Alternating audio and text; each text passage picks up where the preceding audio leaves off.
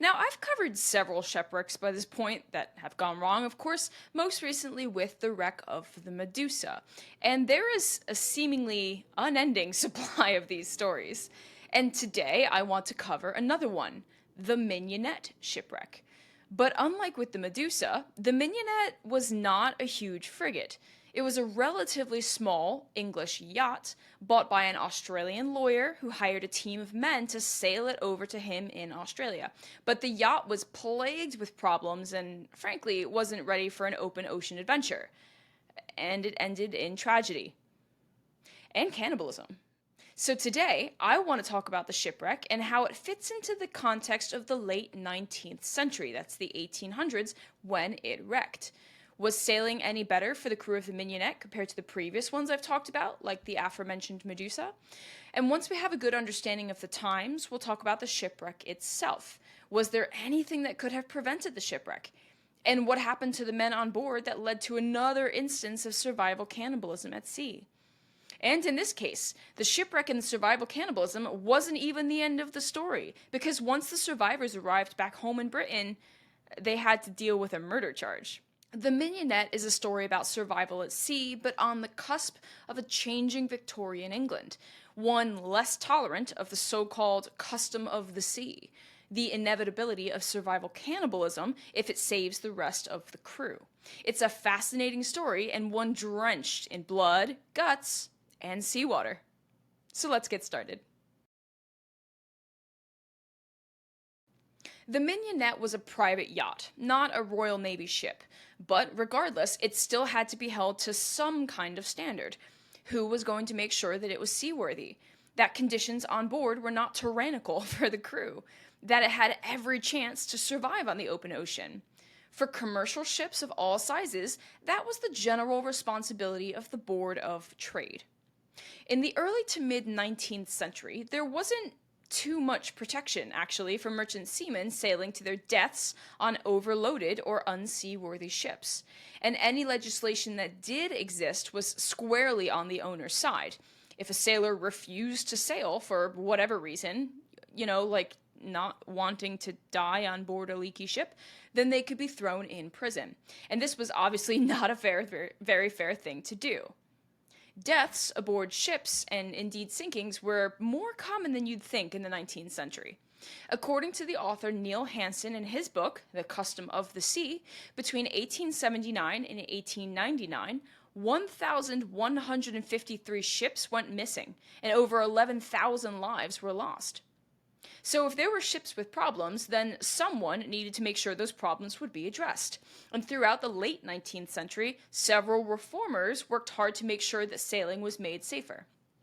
One of those was a man named Samuel Plimsoll, who made it his mission to support sailors and crew members at sea in what they called coffin ships.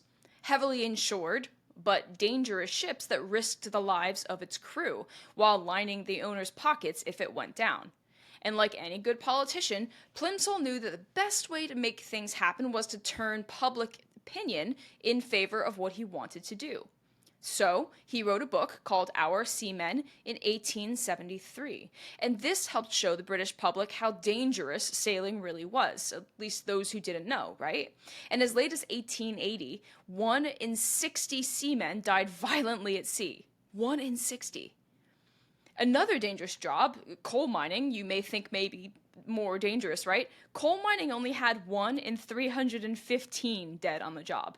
So sailing was definitely the most dangerous. And eventually, Plimsoll saw the Merchant Shipping Act pass through Parliament.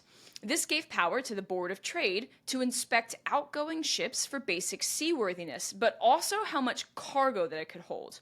The Plimsoll Line, it was called, or more generically the load line, was also painted onto the sides of ships, showing the maximum load that a ship could take before it was unsafe.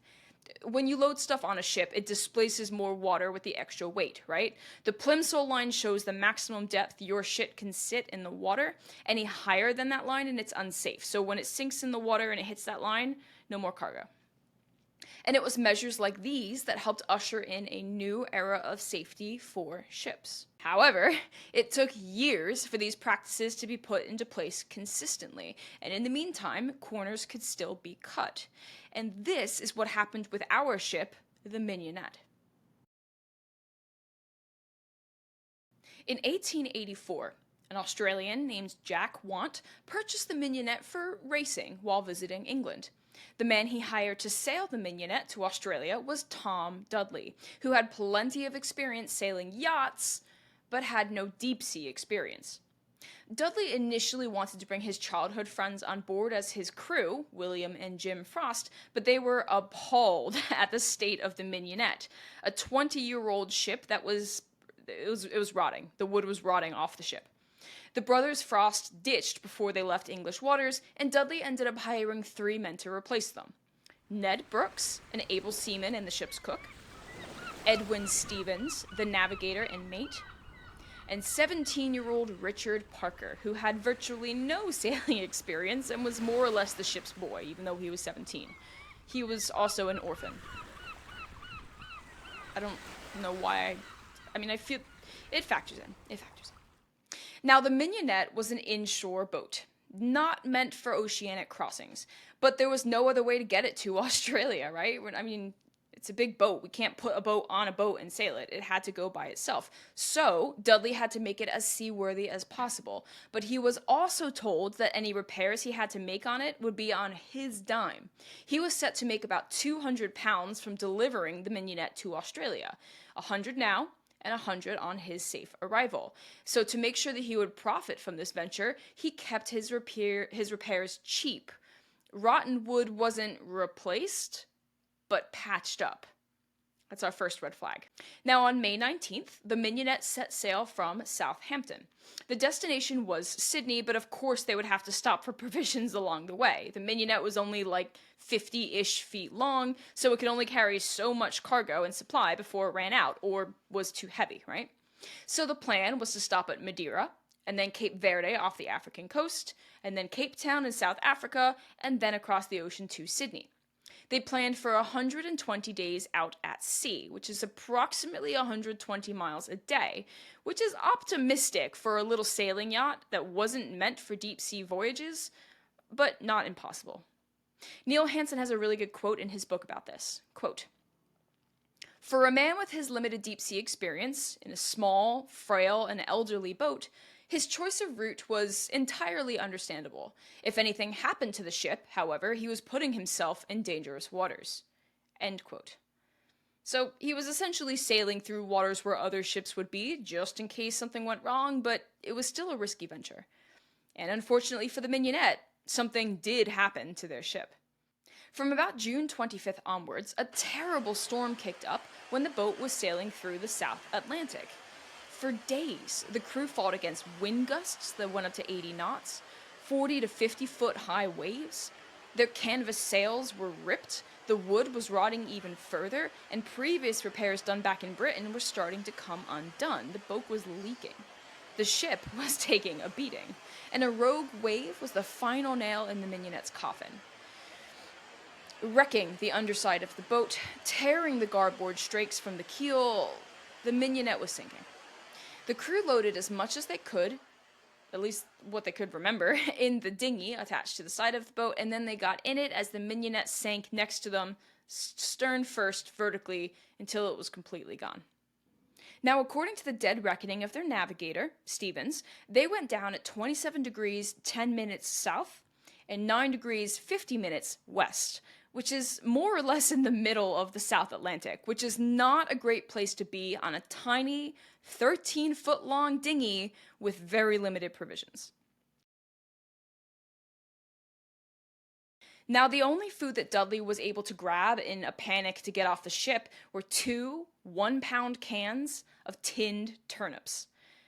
That was it. Just 2 tins of turnips. So immediately, the concerns are going to be dehydration, malnutrition, sleep deprivation, and exposure to the elements. Think of intense sunburns, salt rubbing into your wounds, cold nights, a constant dampness, stiff and salty clothes rubbing up all against your skin, which is traumatized already. It's not great. It's not great. And because they were stranded in a dinghy, there was no shade either. And soon enough, without water or food, they're going to start to hallucinate. They're going to become delirious, potentially become violent. We saw that on the Medusa. We saw that on the Indianapolis, right?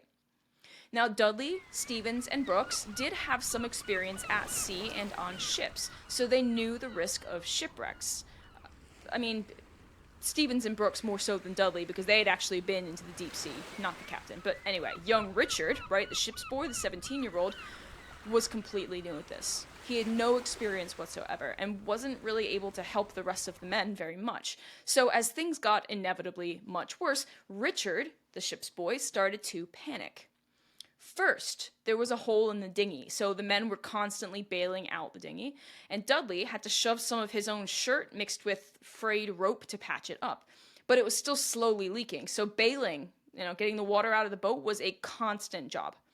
And then sharks started to bump into the boat. Dudley and the others mentioned hitting them and the seas around them with their oars to try to scare them away, so it's already a pretty scary thing. So what was their plan then, right? Well, their plan was to stay alive as much as possible and try to steer their ship into the known shipping lanes in the South Pacific in hopes that a ship will come by and rescue them. Now, not long after the ship went down and they were stranded, they did get lucky and they saw a turtle sleeping near the surface of the water. They managed to bring it on board, kill it, and drink some of its blood. I know, even the thought of having to drink warm, fresh turtle blood probably sounds really gross, but consider that they had no other alternative. What are you going to do, drink seawater? We know that you can't drink large quantities of seawater because that's only going to dehydrate you faster and you'll get sicker and you'll die if you drink too much of it. So the men drank the blood of the turtle, butchered the turtle, devoured its heart and liver on the spot, just raw and wriggling and fresh, and they cut strips of turtle meat off to hang on their lines and dry. But the turtle meat only lasted a week, and it started rotting before that week was up anyway, so they were once again faced with a lack of food and even less water. And this is when the young Richard made the newbie mistake. He started sneaking seawater.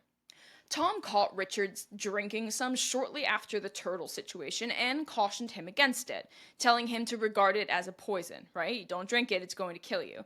But Richard was dehydrated, unexperienced, and losing it, so he couldn't help himself. He didn't have the experience, the knowledge, or frankly the willpower of the older men, at least that had more experience with these kinds of things, and he gave in to his temptation and drank seawater. But luckily for the crew, they thought, they saw a sail on the horizon on July 18th. And better yet, it was an English ship. So the crew of the English ship stopped to see what was happening with this little dinghy out on the ocean, but the captain refused to help. He told Dudley and his men that he had no provisions and no help to give, and he just left them stranded there, knowing they were probably going to die. A few days later, they got lucky again. Another ship passed by within 400 yards of the dinghy. That's pretty close, right?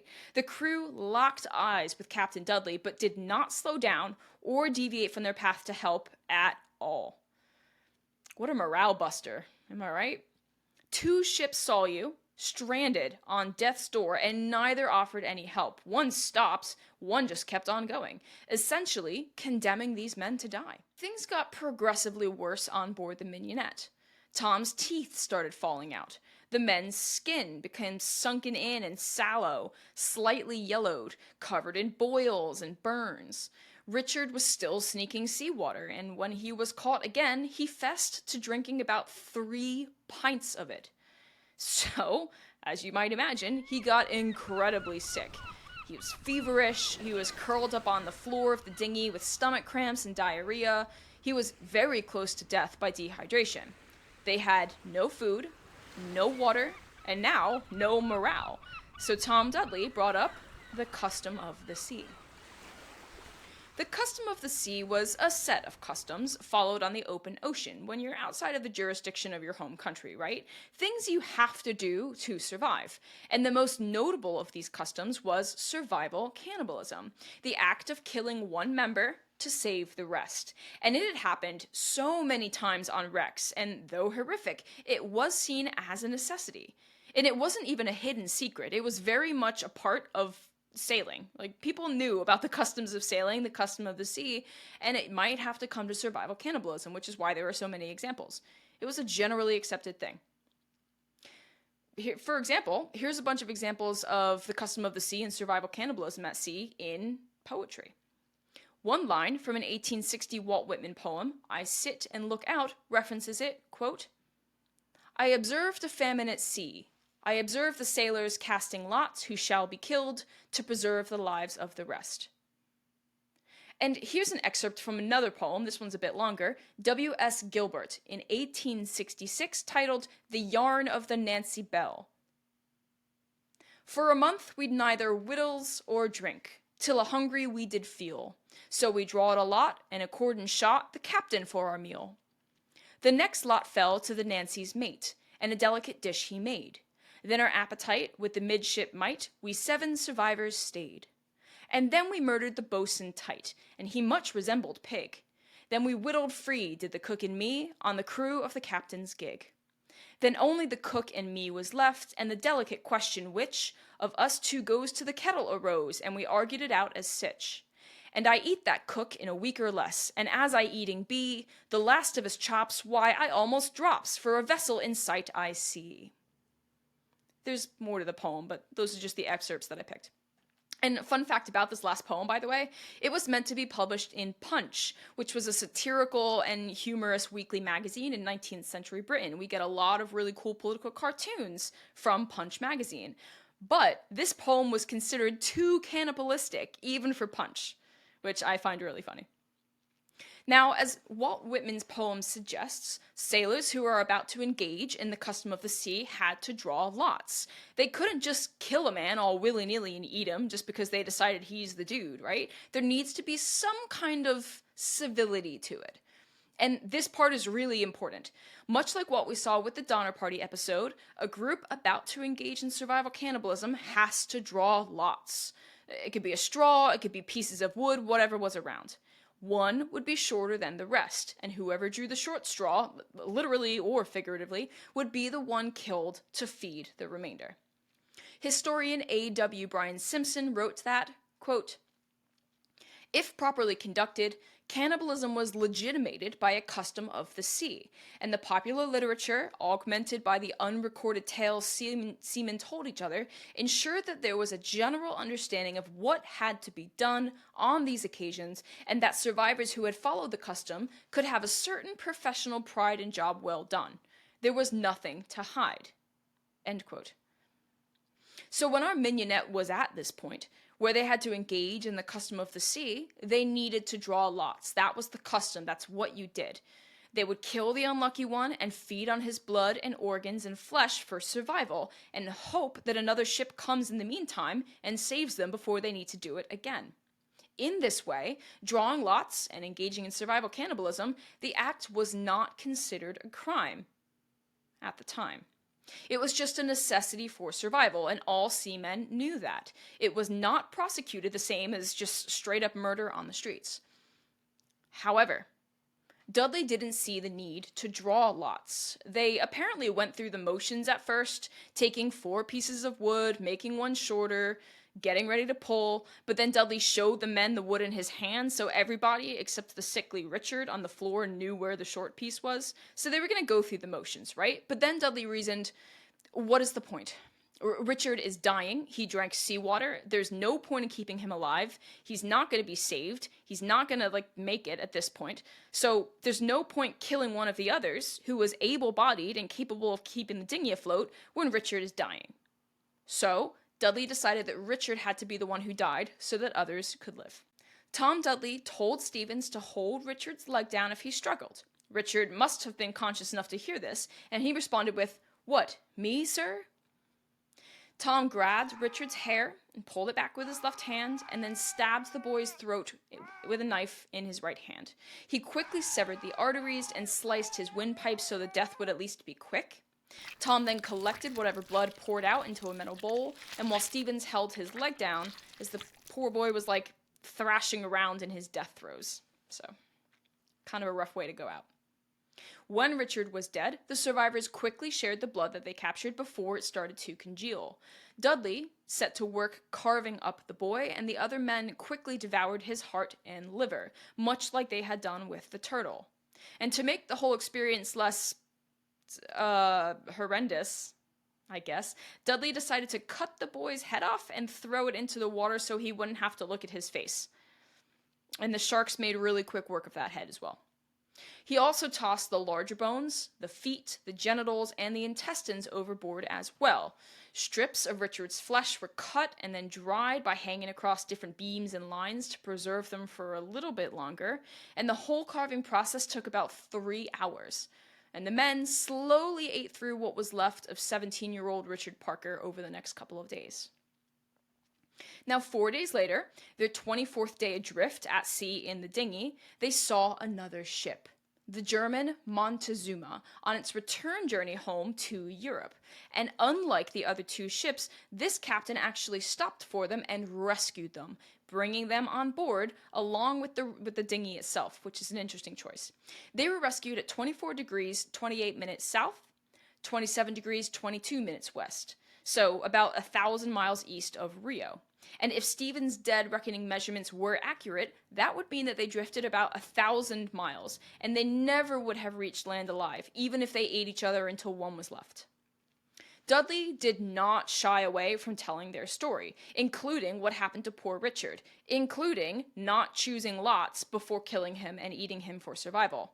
After all, it was the custom of the sea, right? Nobody saw anything wrong. If it's the only way you're going to survive, then it was generally acceptable. They all would have died if they didn't do that. That much is certain. Here's how Dudley justified it, quote, "The lad drank seawater during the night. He was dying anyway. What then would have been the sense in drawing lots between still living men with families and children depending on them, and a sick, dying orphan boy?" End quote. I mean, yes, I see his point, but that's still super harsh. Dudley, Stevens, and Brooks were eventually brought back home to England, where they reported to the Board of Trade and local customs houses about what happened at sea. Any loss, you see, or shipwreck or anything had to be investigated, even if it was usually just a formality. And that's what Dudley thought anyway, it's a formality. So he told them everything that happened, including why they didn't draw lots to decide which of the men should die. He assumed that the custom of the sea would exonerate them.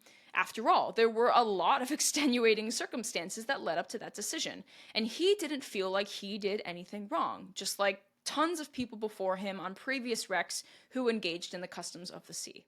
Now, the boat's sinking was attributed to a freak wave, not the poor state of affairs or the rotten wood or a lack of oversight on whether or not it was actually seaworthy. They just blamed the weather. But Richard's death was labeled as killed on his death certificate. And on the very same day that the survivors made it back to England, they were arrested and tried for murder. Things were changing in Victorian England. 10 years prior to the Mignonette's case, there was another example of the custom of the sea on board the Euxine. E-U-X-I-N-E. Euxine? Euxine. And the courts had opened up a case against them. The case fell apart, but the momentum was there to end the custom of cannibalism at sea. It was no longer going to be an acceptable practice, and the courts would make sure that it was going to be a new rule going forward. They just needed a new case. So when the crew of the Mignonette rolled in, thinking they would be protected by this age-old mariner's custom, they were instead faced with a court just waiting for another opportunity to outlaw this practice once and for all. Brooks was quickly released with charges dropped as he had nothing to do with Richard's death, right? Stevens held the leg down and Dudley did the killing, but Brooks was not really involved. But the other two, Stevens and Dudley, they were charged with murder. Now, public opinion was squarely in their favor. Even Richard's older brother, the orphan Richards who got killed and eaten, even his older brother, who was also a sailor, publicly shook hands with Dudley and Stevens, showing that he forgave them and pardoned what happened to his younger brother.